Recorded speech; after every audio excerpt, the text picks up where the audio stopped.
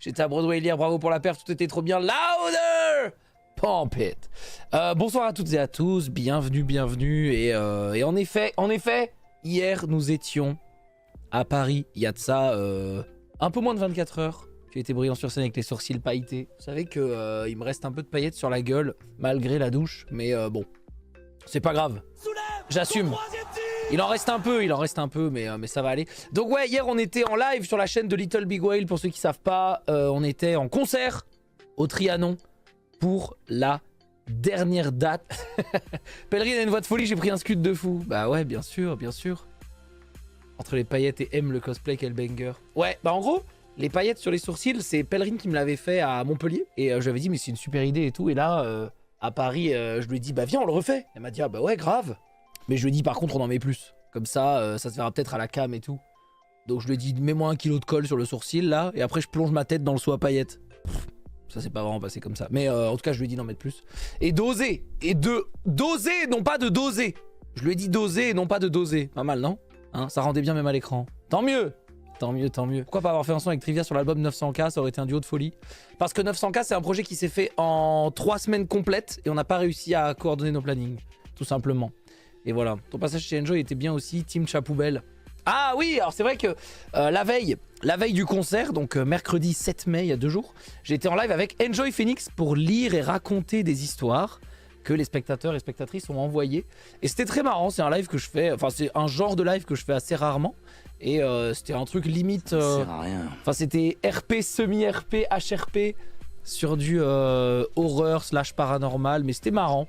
J'avais peur d'être le party pooper, mais en fait ça s'est très bien passé et voilà, donc c'était cool. Puis ça fait assez longtemps en réalité que qu'on se connaît avec Enjoy Phoenix par rapport à World of Warcraft. Mais on a fait très peu de live ensemble. Et comme elle était venue à Boat, elle m'avait dit bah si tu veux, tu pourrais venir au bureau des lettres oubliées, qui est notre émission qu'on fait. Et j'avais dit bah avec plaisir. Et donc on avait fait un aller-retour. Et donc c'était grave cool. Donc c'était grave bien. Et donc le lendemain, ouais, il y avait le concert au Trianon devant 1100 ou 1200 personnes, je sais plus. Je m'en souviens plus. Et on s'est régalé. La tuile, exactement, ça c'est ceux qui étaient là ce soir. Je crois que ça va être diffusé sur YouTube dans pas longtemps. J'adore ta façon de lire, merci beaucoup. T'as bien kiffé Zera hier, on a tout donné dans le public. Ah j'ai trop aimé. Mais franchement vous savez, il y avait un côté trop content d'avoir pu faire cette tournée, et un côté très triste aussi parce que c'est la fin.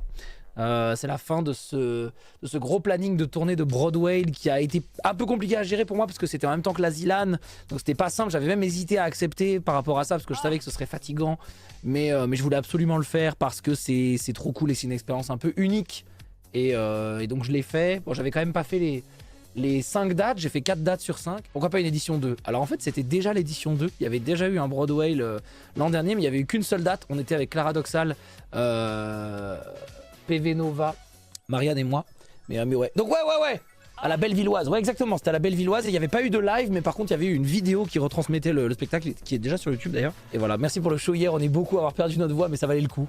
Ouais, c'était bien. Pourquoi pas une édition 3? Ah, moi, ce serait le régal. Après, il faut voir quand, avec quel moyen, parce que même financer une petite tournée de 4-5 salles, bah, c'est quand même déjà incroyable et c'est dur à faire. En fait, paradoxalement, c'est plus dur de financer 4 petites salles que 30 zéniths. Vous voyez ce que je veux dire? Parce que sur le gros, t'arrives à trouver un modèle économique assez cool, mais quand tu fais 4-5 petites salles, c'est un peu le truc bâtard où c'est un peu compliqué, ouais. Qui paye la fameuse question. Bah là, il y avait 2 sponsors, en plus de un peu de billetterie, effectivement, des spectacles. Mais c'est... paradoxalement, bien sûr. Bien joué, voilà. Mais donc voilà, donc c'est pas forcément évident. En plus, je sais pas si vous avez vu ceux qui étaient là sur le live hier, mais Marianne a lancé son projet de mini-album qu'on appelle un EP. En gros, l'EP, c'est entre le single et l'album. Donc c'est un mini-album. Je crois qu'il y a 5 titres, 6 titres en tout. Et voilà, ça l'a stressé énormément. Et ouais, EP, c'est Extended Play, exact. Et c'est en général 7 titres, voilà. Mais je dis que c'est entre l'album et le single parce qu'en général, c'est ça. Même dans l'album, il n'y a pas vraiment de règles en termes de titres, mais on estime qu'en général, l'album, c'est entre 10 et 15 titres. Il y a évidemment des albums plus courts, il y a évidemment des albums plus longs, mais c'est en général ça. Et voilà, 23 mai, les gens achetaient. Ouais, et puis en attendant, c'est sur Spotify, je crois qu'il y a déjà 2 titres. Il y a aussi des vinyles, ils vont faire des vinyles, enfin c'est grave cool. Je suis trop fier.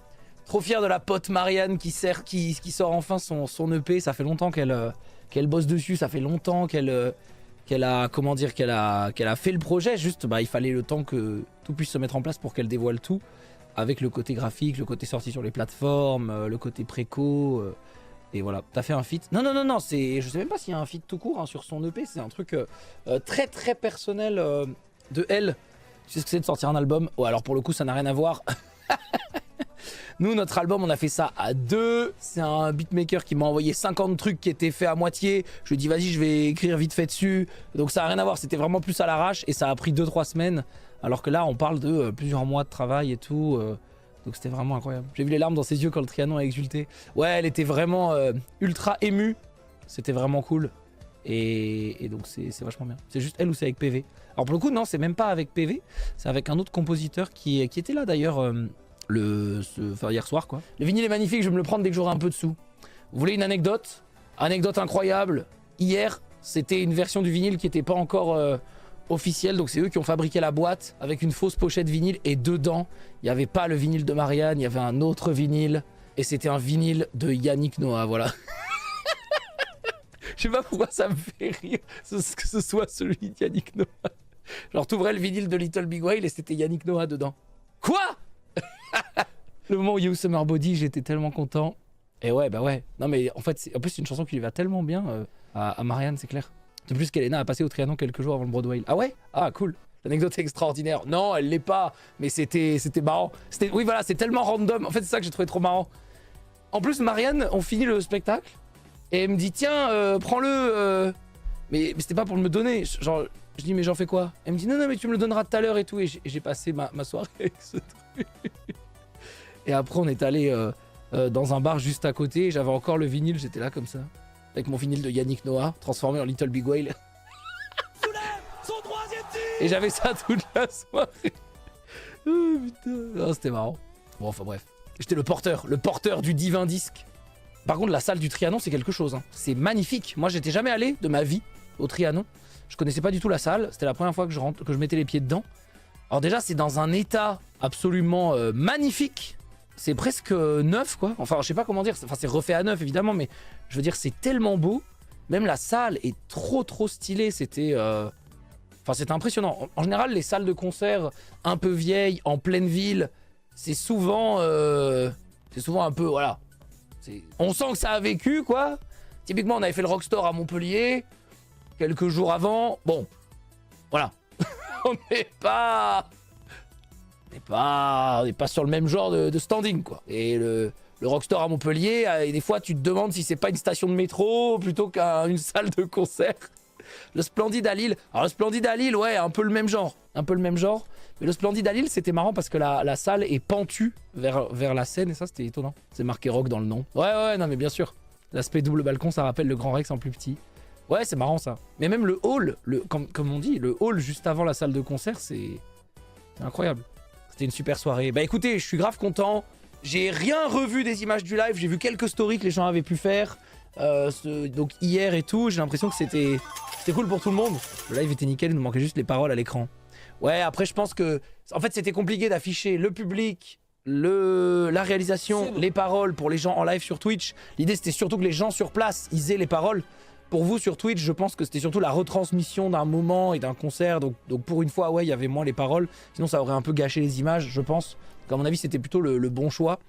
Et voilà. Mais je sais pas comment ça rendait en live. J'espère que ça rendait bien en live sur Twitch. Alors c'est sûr que ça rendait moins bien qu'en vrai. Ça je le sais pour avoir fait de nombreuses scènes, que ce soit dans le jeu vidéo, dans la musique. Et c'est toujours mieux en vrai, évidemment. Mais je pense que ça devait être quand même cool. Les gens qui étaient à la production étaient habitués. Même si, bon, après, ça rendait bien. C'était trop bien. Bah tant mieux. Parce que c'est vrai qu'ils ont pas eu beaucoup de temps pour tout installer. Puis c'est toujours un peu compliqué. Hein. C'était plus compliqué parce que... Enfin, c'est toujours compliqué, je veux dire, ce genre de truc, les retransmissions live, parce que t'as une console de mixage qui reçoit tout pour nos ears, donc le mixage à l'intérieur de nos oreilles, une console de mixage qui reçoit tout pour retransmettre dans la salle, une console de mixage qui reçoit tout pour envoyer dans le stream. Et ces trois trucs sont interconnectés, enfin c'est une sacrée machine, quoi. Mais ouais, non, c'est un sacré bordel.